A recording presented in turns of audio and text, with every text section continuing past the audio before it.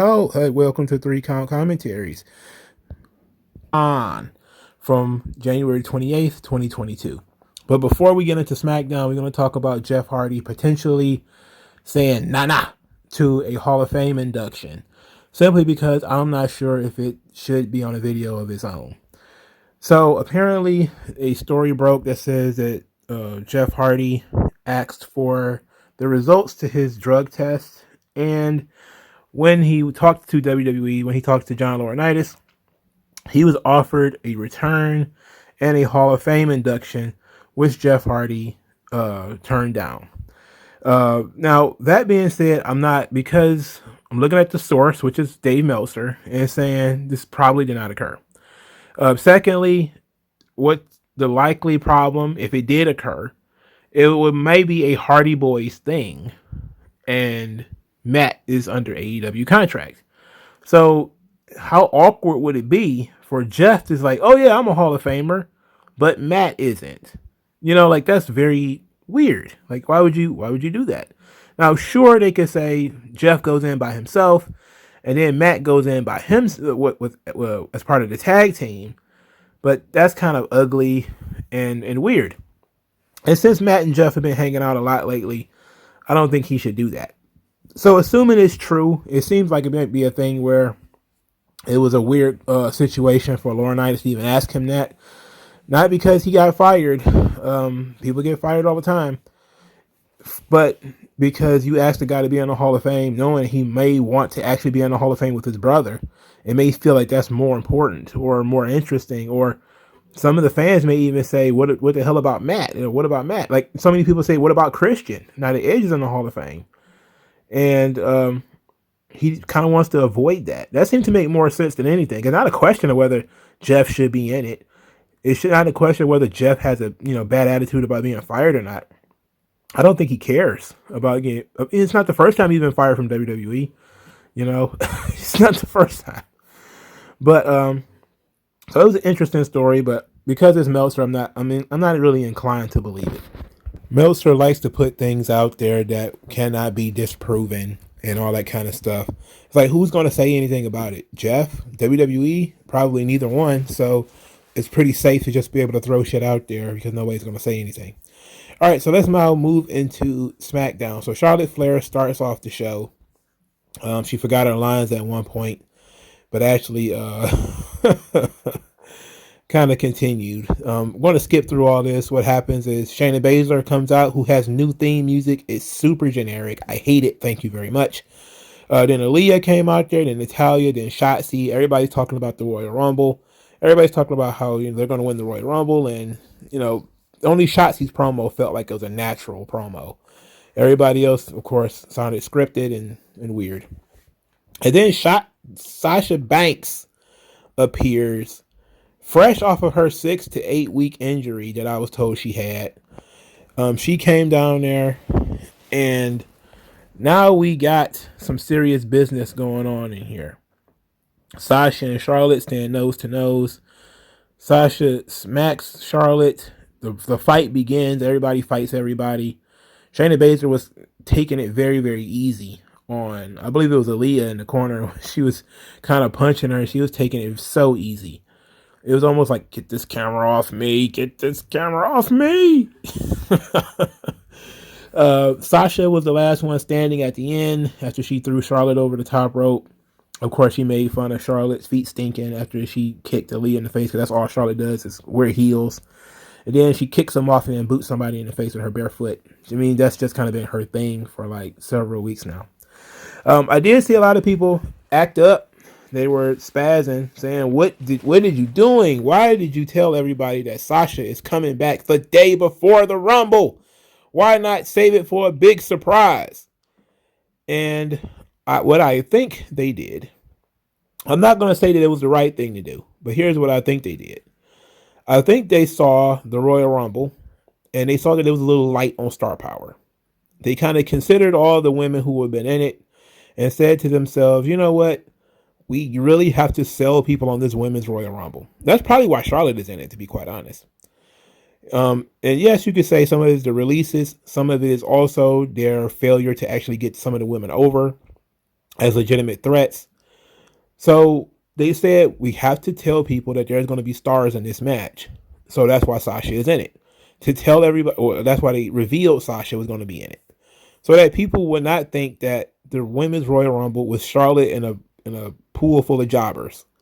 So there's really going to be some stars in there because at the very least, Charlotte, Lita, and Sasha is going to be in it.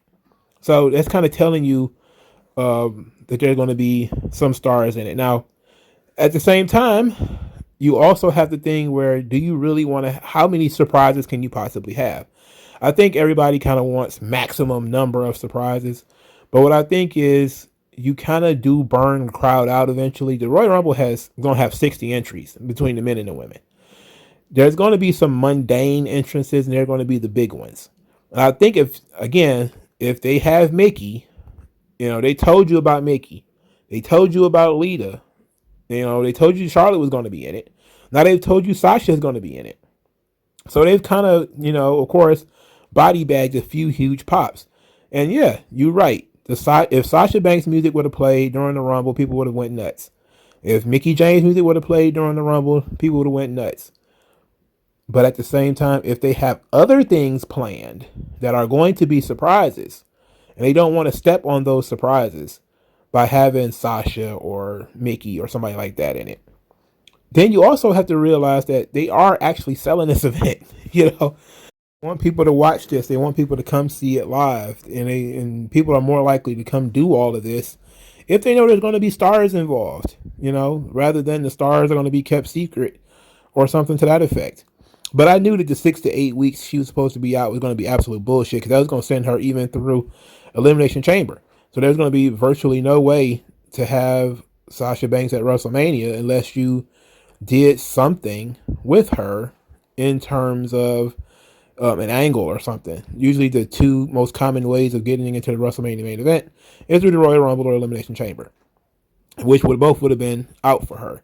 Now she still could be hurt, and they're just gonna, she didn't have a match or anything on this show. She didn't take any hellified bumps or anything. So maybe she is still hurt, and they're gonna do something like put her on a work reduced schedule where she might not work house shows, but she might just work TV. And she might be able to do enough to finish the Rumble, and that's it. So we'll see. But I see why they didn't keep Sasha's secret. But it might have been nicer if they didn't. So that was all fine. The everybody needs to come out and have the conversation. That's kind of cliche. WWE loves their cliches. I can't stand it, but telling people that there's going to be more star power in the match is easy. It's an easy sell. I just want them to stop changing people's fucking theme songs. Shayna Baszler's theme was fine. God damn it. Now it's all generic and horse shit.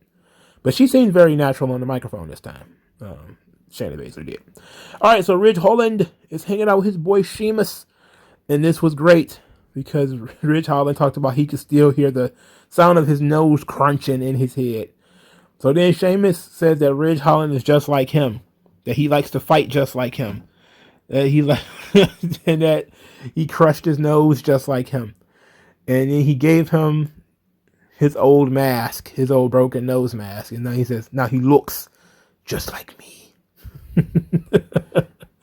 This Sheamus and Ridge Holland thing could be so much fun. I think they're gonna end up being accidental baby faces if they keep doing this shit. They're gonna end up as baby faces, bro, because they're great. And I forgot about Ridge Holland. He's looking very good. His promos are not bad. They're coming along. His matches are coming along too. He looks like a proper wrestler. He got a gigantic upper body. Again, got to come along a little bit. He hasn't been wrestling that long. He was on NXT UK. Vince must have seen him and said, what is he doing over there with all the midgets? Bring him on over here to NXT. And then Triple H was like, okay, I'll do that. And brought Ridge Holland over to NXT and then put him behind some more midgets. And Vince was like, you know what, Triple H, you're going to have to fade to black, dog. Because you're trying to hide my big muscular European dude behind a bunch of fucking midgets. Move the midgets. Move them out of the way. Now we get to see a proper look at Ridge Holland. Goddamn, pal. You're massive. So Ridge Holland and Sheamus defeated Ricochet and Cesaro as Ridge Holland pinned Cesaro with Northern Grit. Ricochet had a new theme and a new entrance. I wasn't mad at that. This is actually pretty good. It was very superhero-y, very elaborate for a guy who was just going to lose. He actually talked, saying that he's going to be vindicated by winning the Rumble, but first he's going to, break a couple of more noses. I'm like, okay, maybe Ricochet has something going for him in the future. Not much right now. I have no idea why him and Cesaro are partners, but hopefully it's over. And Cesaro could be definitely doing more. But it's just a bad situation, man. He's just such a pipe wrench. Just a guy who comes out there to do stuff. He comes to do work. That's all. He just comes to do his work. So we get into, probably what was inarguably the match of the night. Naomi versus Sonya Deville. And I said to myself, okay, what's the swerve? They're clearly not going to have a match. Because what do you do if Sonya loses? What do you do? Do you have Sonya get disqualified and you have Sonya throw the match out, fast count, she bullies the ref, what? So they tried that her bullying the referee. She pulled the referee to the side, told the referee to fast count. The guy promised that he was going to cut right down the middle. And Sonya Deville's like, what? Like, what do you mean you're going to call it right down the middle? So once they do the pre-match preparations, the guy once again reiterated he's going to call the match right down the middle. And then they went out there and actually had a pretty good match. I was surprised that they gave them time to tell their story. Sonya Deville was hiding at first, taking cheap shots, but anytime Naomi started to take advantage, she kind of hid. The only problem I really have here is the lack of intensity from Naomi. And that's that Lucha Libre style that we got going here. You need to be more fiery. Like, she should have been, as soon as the bell rang, she should have just been throwing haymakers on Sonya Deville, like tackling her in the corner and just beating the dog shit out of her and chased her from the ring and all that kind of stuff. I mean, she said 153 days of Sonya Deville making her life miserable, and we don't even know why. We still don't know why. We still do not know why this is occurring. In any event, they did have a hell of a match. Sonya Deville used the Nightmare Pendulum, which is Alexander Hammerstone's finish, on Naomi. Which I was surprised to see that. I was shocked. Michael Cole called it some kind of DDT. I was like, this motherfucker been doing this for 20 years. 20 years Michael Cole has been calling pro wrestling. He called a side slam. Even if you ignore the part about the suplex, maybe you don't know that it's called a Nightmare Pendulum, or you maybe never seen it before. You could have just said, oh, what a maneuver. He said, which is the Vince line. He said, that's some kind of DDT.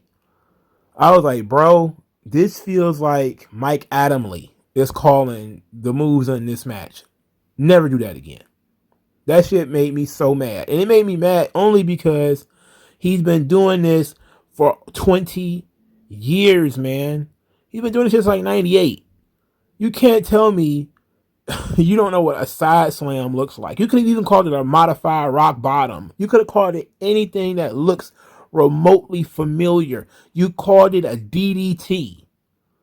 Bro, even Pat McAfee called him out like that is not a DDT. Pat McAfee has been doing this for a few months. You've been doing this for 22 years. Bro. Michael Cole, man. Oh my God. In any event, Naomi actually wins clean with the split leg moonsault. I thought that was great. I was like, okay, cool. I was expecting a swerve.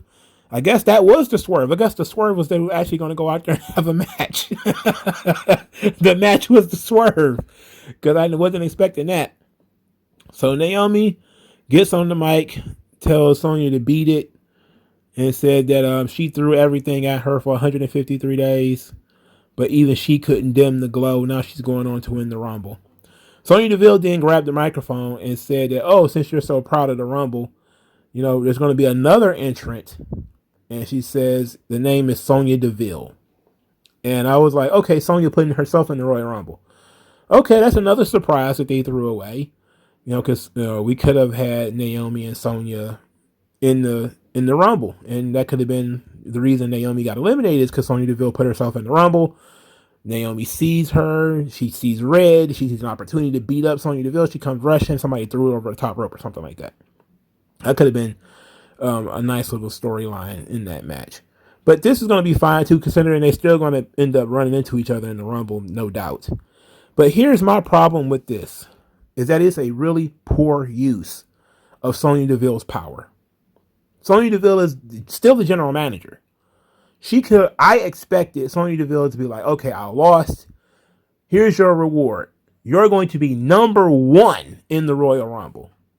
That would have been fucking awesome. Because that would have been great heel shit. Really would have put the heat behind Naomi.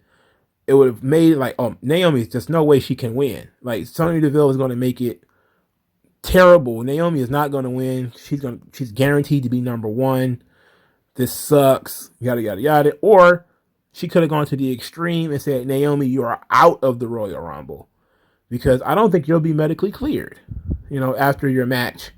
I'm not sure you'll be medically cleared for the Royal Rumble. We're going to have to send you to the medical facility for a checkup or something like that. And then she pays off the doctor to say Naomi is not medically cleared or some horse shit like that. Could have been fine. Now, they still may do the whole Naomi is number 1 by virtue of Sonya Deville. They may do that actually on the show.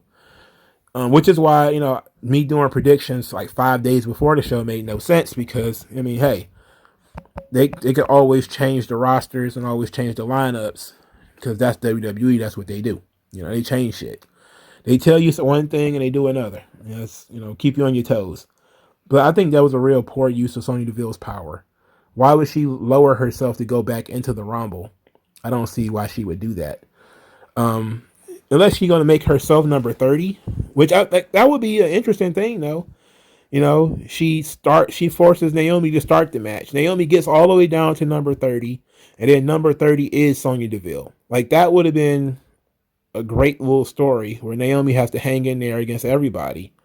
And then when Sonya comes in, Sonya and maybe Mandy Rose, Toxic Attraction, throw her out.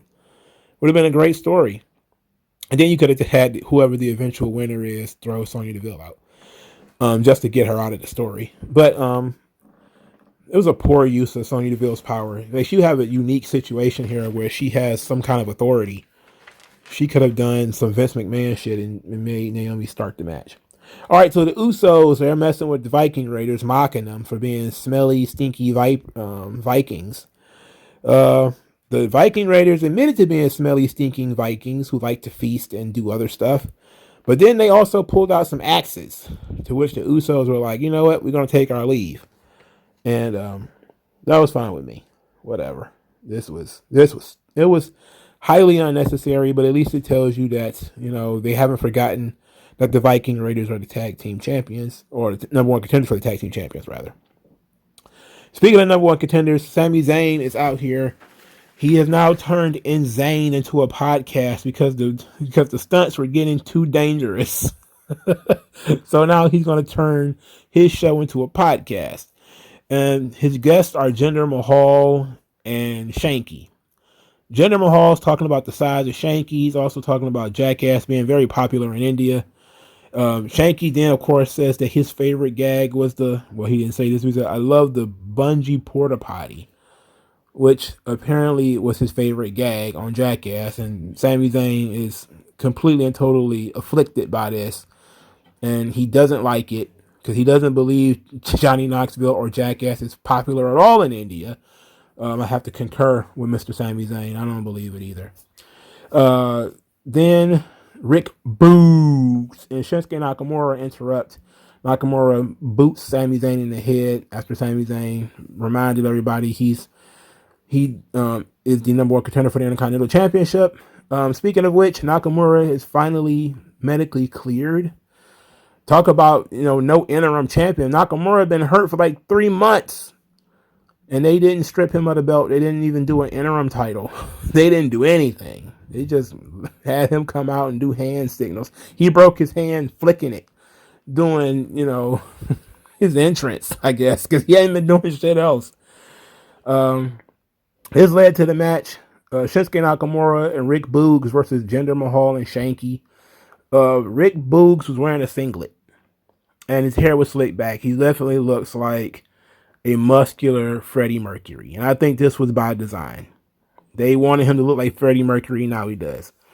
He looks like a proper pro wrestler, though. I will say that. Rick Boogs was out there in that singlet, muscular build, giving me such 1991, 1992 Steiner Brothers vibe. Man, I was like, this is the throwback we need. He was hulking up when he was getting hit, too. I was like, wait a minute. Jinder Mahal is hitting him in the back and Boogs is shaking the ropes and hawking up. I was like, wait a minute. Hold on here. Are they trying to get me to really kind of buy into Rick Boogs as a wrestler? He looks like one. He's acting like one. He can actually work. He did the pump handle slam on Shanky, which was impressive for a physical feat. I was like, wait a minute. They're trying to get me into Rick Boogs. Now, the fans are already behind Rick Boogs. They are already doing the Rick Boogs. He's just too silly. That's the thing I don't like. He's really silly. And he got a guitar. I get that's part of his character as his gimmick. Yeah, okay. My problem with Rick Boogs is that he is too damn goofy. He is a goofy character. I know WWE wants that now. But they need to realize when they're doing this whole thing with Big E that goofy main event does not work. It is not working. Even Cena got silly. Cena got silly. Sometimes he got too silly, which is the point I was trying to get to here. Is that these people are too silly.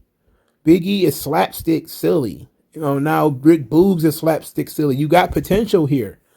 Turn that shit down. Now it's time to actually get people to believe and to buy in to the guy as a fighter and as a top guy. Stop with the silly shit. I'm kind of tired of that. You can do it occasionally. Like if it's Brock, you can do it a little bit.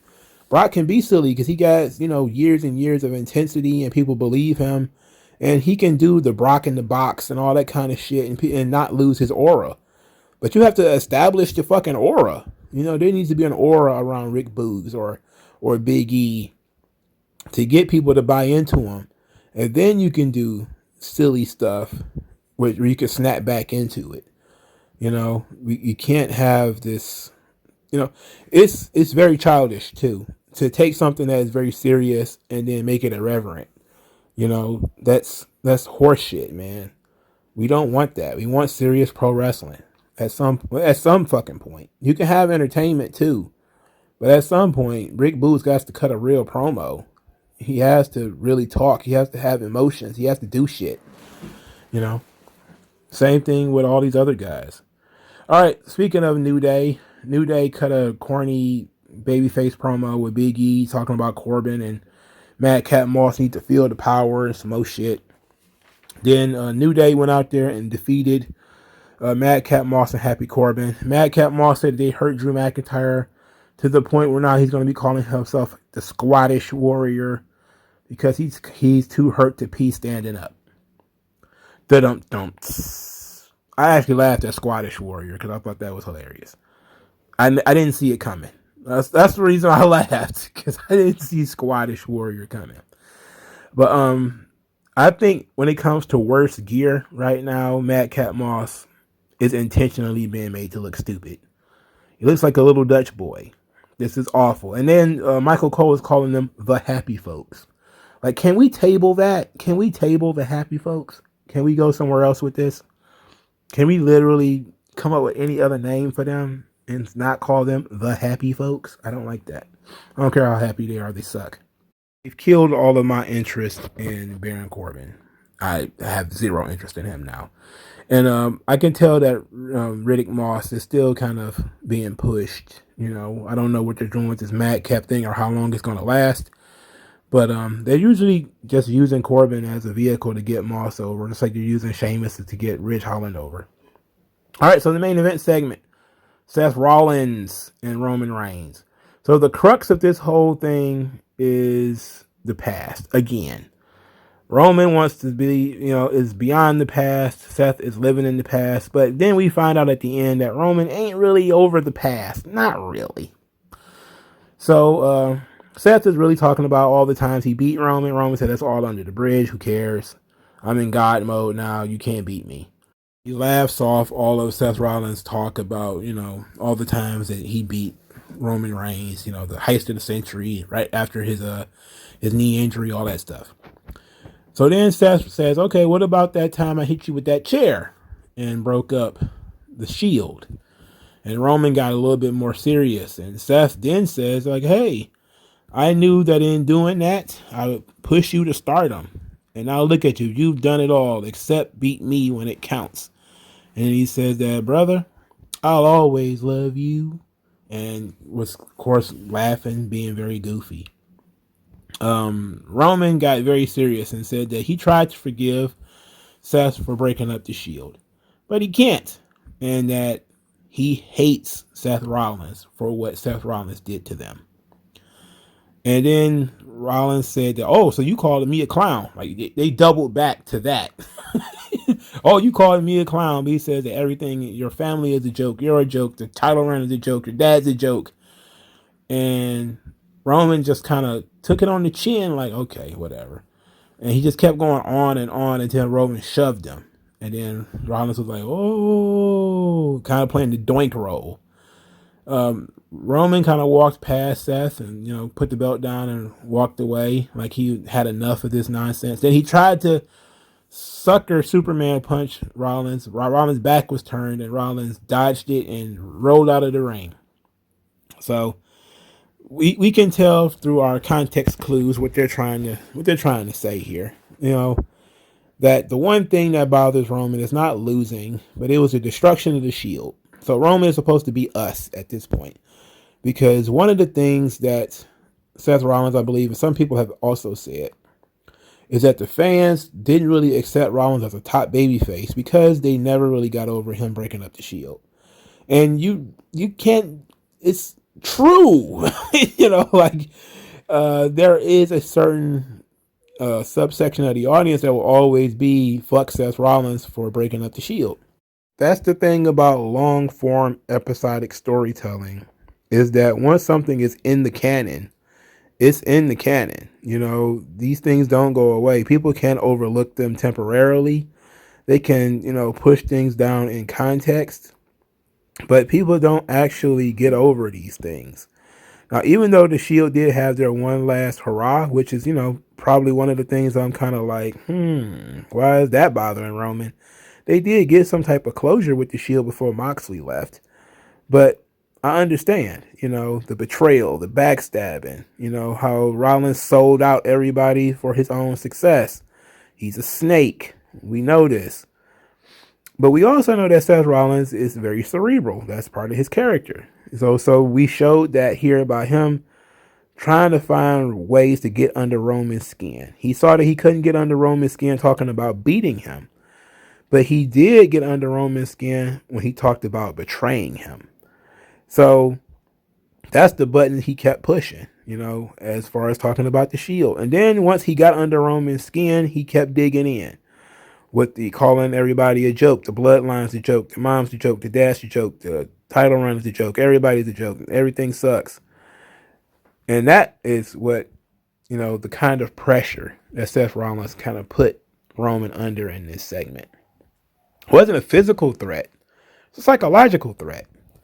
And that's very interesting stuff. It was very interesting. I feel like we probably took too long to get there with Seth doing a little too much laughing. But I like what they did here. I like the story that they were telling here. Like, they're telling the same story they've been telling for a long time. Seth is not a physical threat to Roman Reigns. He's too small. He is a psychological threat. And then when it comes to him dodging the Superman punch, we're showing not only Rollins' agility, but almost how well he knows Roman. That he knows Roman very well. And since he knows Roman so well, he can dodge his punches.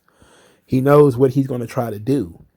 And it kind of started with the segment of him congratulating Roman or thanking Roman for making their match one-on-one. And Roman said he just did the right thing because he didn't want to embarrass his family.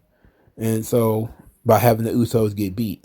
So then Seth says, well, if losing to me is going to embarrass the family, you've embarrassed the family more than anybody. And Roman kind of laughed that off. So we got to see a lot about the characters here.